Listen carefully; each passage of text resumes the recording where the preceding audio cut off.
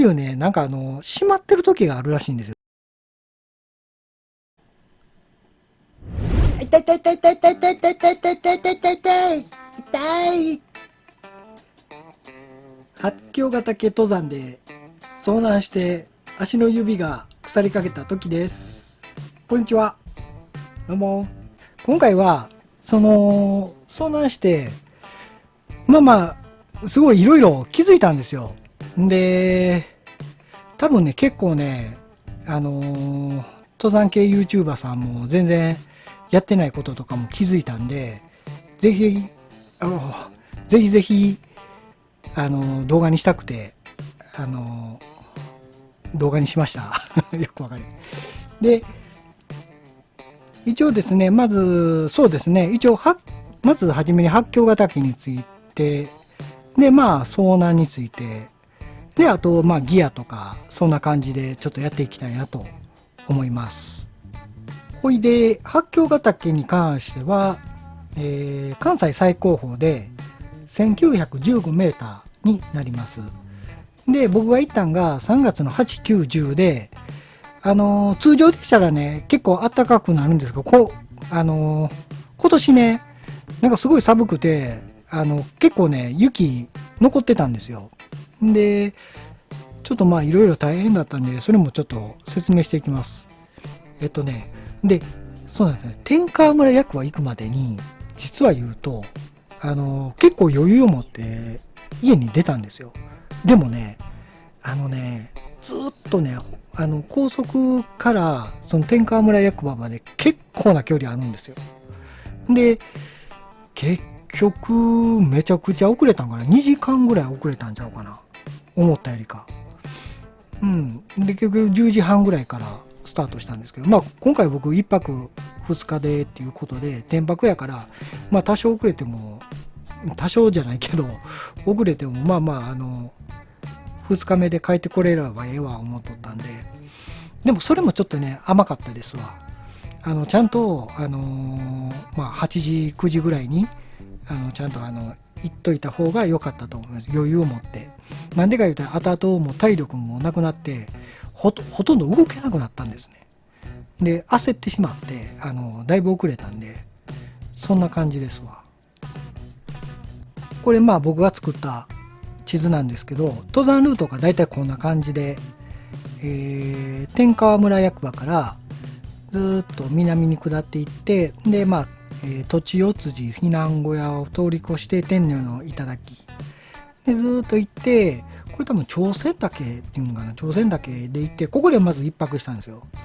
で、ここに分かれ目があって、分岐点があって、ここが狼平に行ったんですよ。左の方に。んで、大黒岩を行って、弥山行って、八甲ヶ岳という形で、で、帰りが明星岳行って、細山細山で、日浦山で、こうやって帰っていくという形で行ったんですよ。で、これも一応、僕が行った登山ルートなんですけど、こういう感じで行きましたと。こっちね。で、下山、帰りですね。下山時で、ここでね、スマホが切れてしまったんですよ。で、朝鮮だけで1泊したから2日目ですね。2日目でここで行って、ちょうどここで切れてしまったんですよ。んで、こっからこうなってますけど、こっちにはまだ行ってませんので、これだから電源切れて、途中で電源復活したんですよ。で、勝手に線引いとるだけなんで、実際はここで電源切れて、で、ずっと帰っていって、ずーっと帰っていって、こう、多分おそらくここら辺かな。ここかここなんですよ。これがまたちょっと作成したんですけど、多分ここら辺で指導に入ってしまったんですよ。バーって。で、すごい迷ってもうて、なってしまったんですね。で、だから、ちょっとそこら辺も気をつけて、で、まず、そうですね、八境ヶ岳についてやっていきましょうか。で、まずこの天川村役場さんで、一応ね、駐車場は無料なんですよ。登山ルートが多分ね、大体大きく3つぐらいあるんですよ。いろいろルートもね、なんかね、いろいろあるっちゅうたらあるみたいなんですけど、まあ、とりあえず基本的な、ちょっとこれ、地図をお借りしたんですけど、僕はその天川村役場さんからバーっとこっち側八境ヶ岳に行ったんですけど、こう南に下る登山ルートなんですけど、これと、あと、二線から、こっち側の東あたりから、この業者間トンネルですかね、から行く、登山ルートもありますよと。要は、僕はこっちから来たんですけど、こっち側からもあると。東側ですね。東側からの来る道も、登山ルートもありますよという形ですね。で、ここでなんか2箇所あるみたいなんですよ。業者間トンネルの東側から行くルートと西側から行けるルートがあって、で、それで行くみたいな感じでですね。これちょっと注意しないといけないのが、309ね。309で、業者間に行くんですよ。業者間トンネルにずーっと。で、ただね、これね、業者間トンネルに行く道って、冬ですわ。冬ね、なんか閉まってる時があるらしいんですよ。どこで閉まってるかは僕わかんないんですけど、いろいろネットで調べて、で閉まってますみたいな感じで。だからそれ、多分ね、冬になったら多分ここのルートしかないに違うかなとは思います。そんな感じですね。で、まず天川村役場なんですけど、ですね。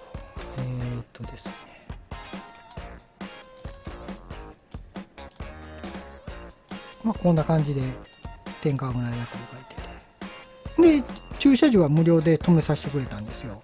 で、なんか開放してくれてるって聞いて、で、ここで止めさせてもらいます。こっち側が、ちょうど写真撮ってる方が出口なんですけど、出て右側に行くんですよ。で、普通の舗装されたちょっと細い、まあ、車の幅1.5倍ぐらいかな。ちょっと細い道を、行くんですわ。ほんなら、この横に、グラウンドがあるんですね。で、それを通り越したぐらいに、こういう看板があるんですよ。で、はじめこれでもちょっとびっくりしたんですけど、八境ヶ岳って書いてないんですよ。これ一応書いてるのかな。一応書いてるわ、ここに。全然知らんかった。ここに書いてますわ。んでね、やたら、もうね、これまっすぐ行ってもずっとやねんけど、ずっと未1000円、未1000円なんですよ。で、僕初めて来たんで、あれ、未1000ってあったようなないような感じだったんですよ。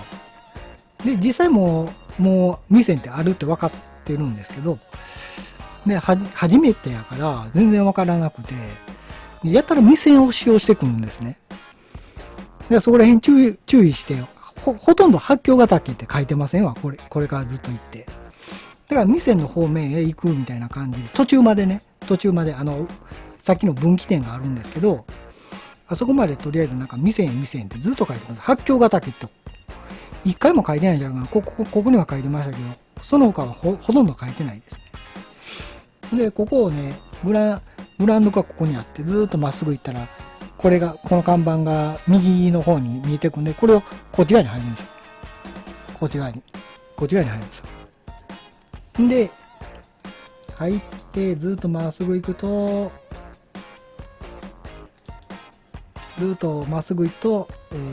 ですね、こういう看板が突き当たりになるんで、こういう看板があるんですね。で、まあ、未線小屋に宿泊される方は予約を入れてくださいと。で、あと、登山届はもちろん、出してもらった方がいいと思います。で、ほら、こういう形で、土地お辻とか未線コースって書いてるんですけど、八境ヶ岳って書いてないんですよね、ほとんど。だからもうとりあえず途中までその分岐点まで未線を目指してください。で、これを右に曲がるんですわ。突き当たりを。で、未線は基本的に、前の動画でも言ったんですけど、人いてませんので、そこへ行ったからといって助かったじゃなかったんですよ。で、まあまあ、そんな感じで。あ、間違えた、これちゃうわ。んで、これで、ここが上がっていくんですけど、なんかね、これええんかなとか思いながら、なんか普通のこの、民家に行ってるんですよ、ビーって。まあこんな感じでとりあえず行くんですわ。ほんなら、その家の左手に奥の方に看板あるんで、そこを目指していくんですよ。ビーって。そんな感じです。こうやってね、ビーって。この後ろで、まあ、ほんだらここから、山道になりますね。で、もう、まあ、20メーターほどしたらまたこういう感じで出てくるんで、これも僕ね、結構迷ったんですよ。ね、これ矢印書いてるんですけど、ここが、ね、実際にね、こう見たらもうある程度わかるんですけど、これ実は言うと分かれ道なんですね。で、看板には一応こう書いてるけど、こっちの方が綺麗なんですよ、道が。んで、たまに看板でありませんか、歪んでたりとか、あと、こうなってるけど、実際はこう行けみたいな感じのやつとか、わかんないんですよね。で、まあ、でもこっち側って、一応、露骨にこっち側ってなってるから、まあまあ、こっちなんかな。こっち側がね、なかなか、これ道みたいな感じになっとったんで、まあ、今思えば階段もちゃんとあるから、道なのかなとは思うんですけど、まあ、とりあえずこういう感じで行ってきます。行ってきますってね。行きます。んで、ここは第一関門ですね。ここら辺ですね。ここら辺。で、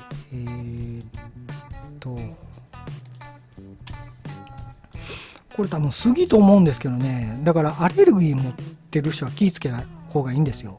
で、多分僕もね、ちょっと反応するんですよ。杉アレルギーとは言われてないんですけど、僕は寒暖差アレルギーを持ってて、4月5月なんかちょっと体調悪いんですね。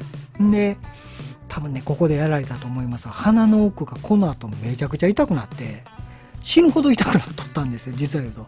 で、結局、どうやらいいんですか、喉をゴクゴクしてると、その鼻の皮が破れて、落ちてきてましたわ。そんなひどくなっていました。で、薬も、どういった一応飲んだんですけど、ほぼほぼ飲んでないような感じ。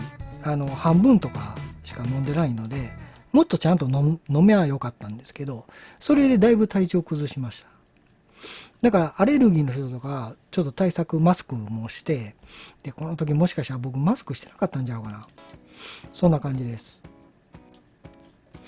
これはまあ稜線に出て高圧電線があって、下に小さな村があるというか。で、ずーっとまっすぐ行って、んで、ここら辺で稜線出るんですよ。で、さっきのがだいたいここら辺と思います。あ、そうそう。で、こんな感じで、結構ね、登山道がまんま細いんですよ。で、ここも気ぃつけて、歩いていけたら、まあ、下手せん限りは、まあ安全なんですけど、やっぱしここ、ちょっとでも、なんかつまずいたりとかして、特に重たいザックとかやったら、こう、バーって右に行ってしまうとちょっと危ないんで、ここら辺ちょっと気ぃつけてもらった方がいいと思います。ほんでね、あ、これ。これ絶対これがだから、これちょっともううるさいから、切っとこう。これがだから、カーブミラーが出てくるんですね。で、これをちょっと覚えといてほしいんですよね。僕、帰りね、こっちが行ってもんだんですよ。今現在地ここなんですけど、で、こう、八境ヶ岳へ向かっていくんですけど、帰り、こうやってこっちが行ってしまったんですよ。このね、だからね、ほんま言うたら、この看板が、ここにあったらいいんですけどね。なんでこっち側に、息のこっち側に、忘れたりしたとかしたらね、あれなの、まあまあ、こんな感じで、これカーブミラーのところです。で、で、これを見てもらったら分かると思うんですけど、こっちが、ほんで、登山、行きは、上りはこう行って、こっち側行くんですよ。ずっとこう、奥の方に行って、バーって。で、僕が間違えたんが、ここですわ。こう行って、こっち側行ってしまったんですよ。この看板があって、こっち側行ってしまったんですよ。しかもね、僕、それでね、気づいたらいいんですけど、こう行って、あ、ここの道行ったことあるって思って、もうずっと行ってしまうんですよ。で、なんかね、崩れてるんですよ。で、崩れてるところも、あ、ここ俺見たことあるとか言って、なんか多分ね、もしかしたら過去の登山道のデジャブかなんかかわかんないんですけど、で、帰りもこうやってこっち側に行くという形です。ここにも一応看板あったんですけど、これがね、またややこしくて、これこうなってますやんか。でね、これと一緒にね、平行にやってるんですよ、ずーっと。んで、僕ここで何回も行って、一回ね、戻ってきたんですよ、ここまで。ずーっと下から。んで、あれ、ヤマップが復活してる時に見たんですけど、やっぱしここやんってなって、GPS がずれとるんですね。だいたいまあ30メーター前ぐらいかな。上から見て30メーターぐらいずれてるから、でもこっちは稜線の上なんですけど、こっち側がもう下っていくんですけどね。で、それがね、ずっと同じようにね、あるんですよ。道が。こうなってこういっとるんですね。で、ずっと同じ平行に、行ってるんで、これちょっとGPS とかでも気をつけてください。で、ずっとね、GPS 見てね、いや、行ってるやんかとか思って、全然ほんで、途中から離れていくんですけど、その離れてるところを見ても、その分かれ道とかもないから、何やねんこれとか思って、結局稜線だったんですよ。上の方にあったんで、だから気をつけてください。で、ずーっと、まあ、ここですね、さっきの、おそらく。で、曲がって、ずっとこれ山登っていくんですよ、また。ちょっと、まあまあ、急なところで、ずっと行ってて、ここら辺かな、これ。このちょぼになってるでしょ。ここでも結構ね、迷ってたんですよ。これね、ここ何かって言ったら、ちょっと全体的な、ここら辺ですね。これ。これ。ずっとこっちで歩いてたんですよ。ずっとこちらに。ほんだらね、このね、整備されたね、ところにね、みんなこれ見てもらったらわかると思うんですけど、トレースがあるんですね。で、あれで、こっちしょぼいじゃないですか、道が。あれこれ俺、間違えてんのかなとか思っとって、んで、結局下行って、ほんならもう、途中でね、あそこ引き返したんですけど、ジョボってなってまた引き返したんですけど、もうそれが結構きつくて、なんかすぐ、なんかもうズボズボで、もうラッセルしない、あかれへん、行かれへんみたいな感じで、でもこれちょっと違うなとか思って、あれもこれトレースもなくなってたんで、で、結局上にまた戻って、いらん体力を使わしてずっとこう行っとったんですよ。これでもだいぶタイムロスしてしまったんで、ここもまあ気をつけて行ってもらったらいいと思います。この辺りですね。大体だから、ここら辺ですよね。この土地おつじ避難小屋の手前ですわ。これも多分ね、こっちがと思うんですけど、ここら辺やったと思うんですよ。こう、途中地で下っていって、まあ、帰りですけど、途中地を上がっていくと右に曲がっとったんで、多分ここら辺ちゃうかなと思うんですけどね。なんか地図はここになっとったんで、とか思いながら、一応こっちに変えたんですけど、多分ここと思います。多分ですよ。そんな感じです。で、まあまあずーっと行って、で、そうですね、もうこの辺りで土地四つじ避難小屋でもうこの辺りでもめちゃくちゃもう鼻が痛くて、しゃあなくて、一回薬飲んだんかな。そんな感じですね。で、ずーっと行くと天女いただきで、ここら辺が綺麗かったです。で、ここを、こうやって右に振り向くと、結構ここら辺がすごい綺麗かったですわ。ちょっと遠いですけどね。そんな感じです。でずーっと行ってて、こんなぐらいかな。だいたいこの辺りかな。この辺りで日が暮れてしまったんですよ。太陽が沈んでしまったんですよ。まあ、太陽が沈んでも、まだ明るいんで、歩いてたんですね。で、ここがまた、僕がダメなもので、もうだいぶ遅れとったんですよ、要するに。で、ここで日が暮れて、ずーっと行っても、ここでもう体力がもう、全くなくて、で、やっぱりね、テント泊やったら、ある程度体力残しといて、転泊した方がいいんですよ。なんでか言ったら、もう真夜中になってもうて、ほんでもう疲れ切って、テントを張ろうとしたら、もうめちゃくちゃしんどいんですよ。ほんまにしんどくて、で、結局、まあ、整地とかもしたらいいんですけど、整地もできへんかってしんどくて。で、そのまま寝ようと思って、朝鮮岳のあたりで寝ようと思ったんですけど、もうなんか、横が崖でめっちゃ怖くて、で、ちょっと斜めになってたんですよ、テントが。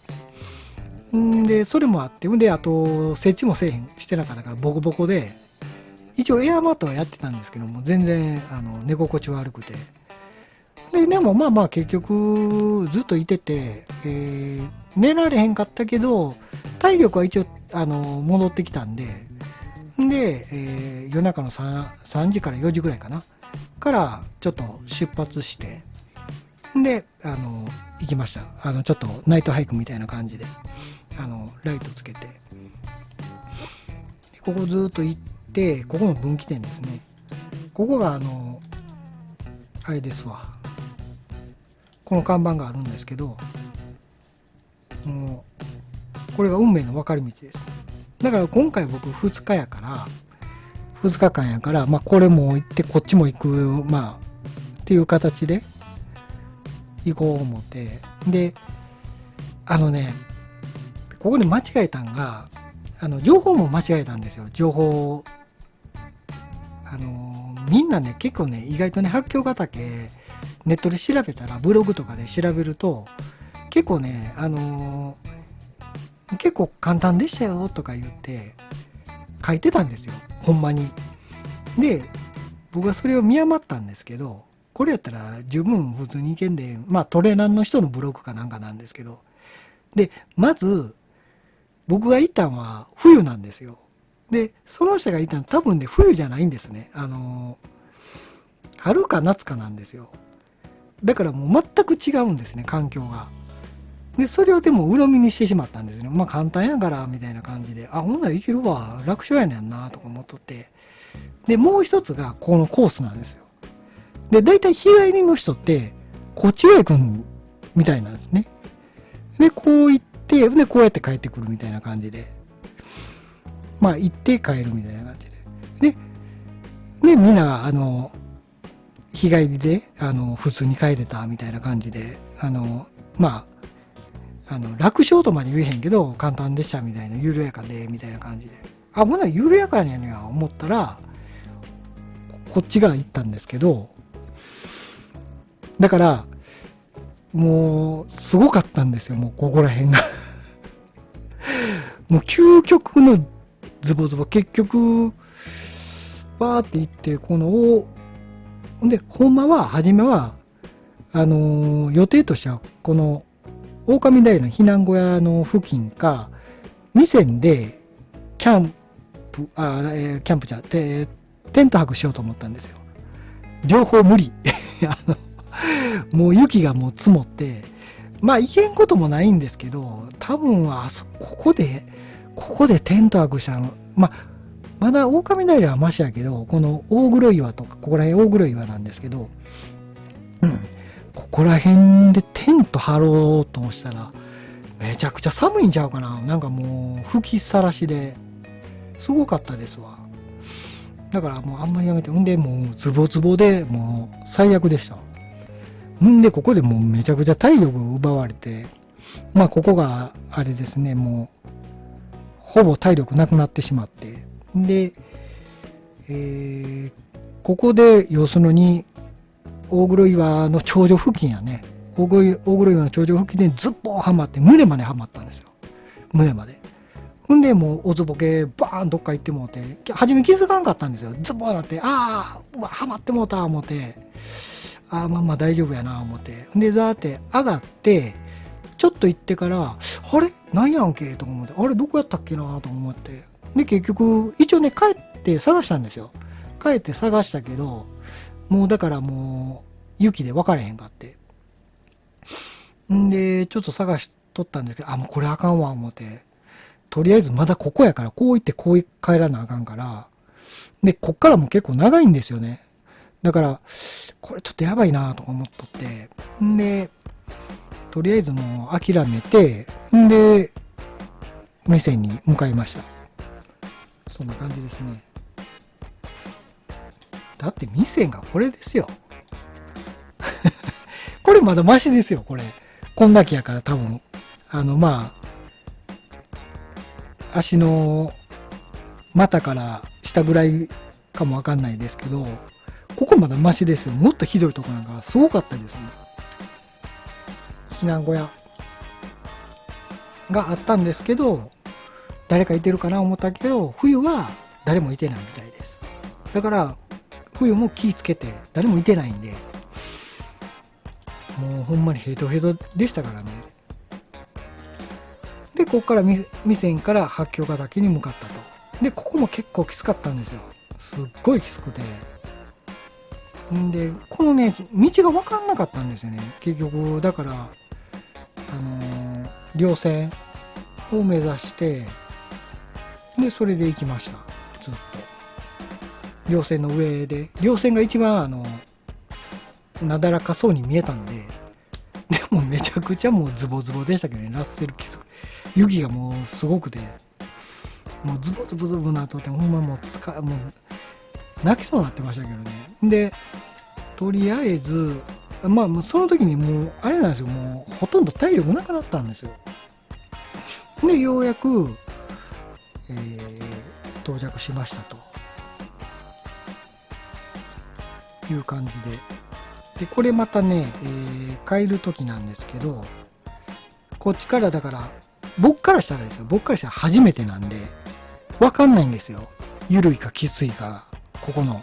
結局緩いんですけどね、後で分かったんですけど、だから判断がすごい難しかったね。でもね、もうここ帰るのめっちゃ嫌とか思いながら、大黒いは。もうだからもうそれやったらもう一か八かこっちでかけようかな思って。で、なんか完璧にこっちの方が緩いやろうなとか思いながら、行ったらまあまあ緩かったです、バーって。で、明星ヶ岳は、実際は明星ヶ岳の、なんやろ、なんかこう、脇のところを通って帰ったみたいで、僕はもう、明星ヶ岳には登ってないみたいなんですね。多分。ちょっと、登山ルートから離れて、離れてって言ったらおかしいけど、離れて上に登っていかんといけないですよ、多分。でもなんかそのルートが、避けたような感じで、で、実際、後で、ヤマプの GPS 見たら、あ、登ってないんやとか思って、そんな感じでした。で、細山行って、日浦山か。で、帰って、で、ここがすごい景色良かったですわ。ここら辺かな。ここら辺。遠いけどね。で、まあ、ずーっと行って、で、帰って行って、ずーっと行って、これも遠かったですよ、帰り。で、ずーっと行って、で、ここですよね。ここでやってしまったんですよ。さっきのところですね。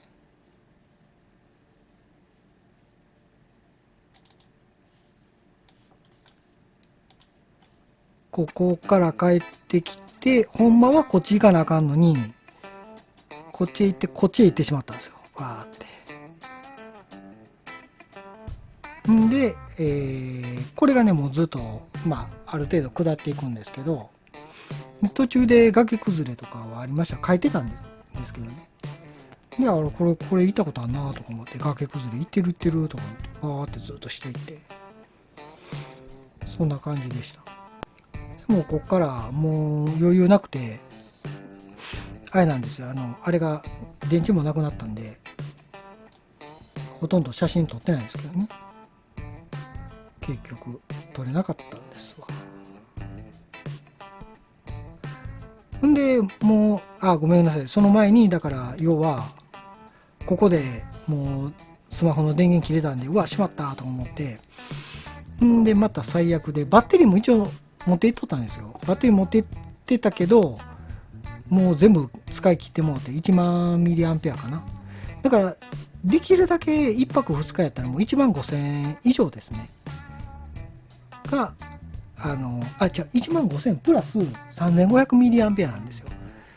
今回は1万ミリアンペアプラス、3500ミリアンペア。3500ミリアンペアって僕ね、スマホのカバーにバッテリーがついてるやつを購入して、それも使ったんですよ。それでも足りへんかったからね、1泊2日の GPS で。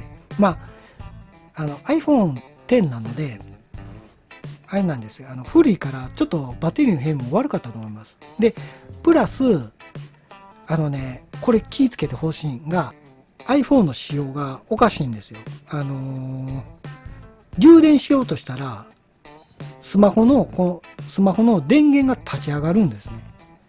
で、結局、なくなってしまって、バッテリーがなくなってしまって、ずっと、ほんまは切って、見たい時だけ電源入れたかったんですけど、それができなかったんですよ。勝手に電源入れと気づかんかって。で、結局、なんか音鳴って、ピーピーピーピーピーみたいな感じで。で、見たら、あれなんか、電源切れてて、で、つけようとしても、つけれなくて、なんでやん、で、充電しとったのに思ったら、なんかその仕様が、充電しようとしたら、スマホが立ち上がってしまうんですよ。で、バッテリーが切れてしまって、そのまま電源入ってたまんまで、で、GPS が入ってるから、めちゃくちゃ電気消耗するんで、で、速攻でもやられたんですよ、ここで。で、ずーっと行って、帰りずーっと行ってて、で、ここですよ。ここでもうこっち行ってしまって、遭難という形で。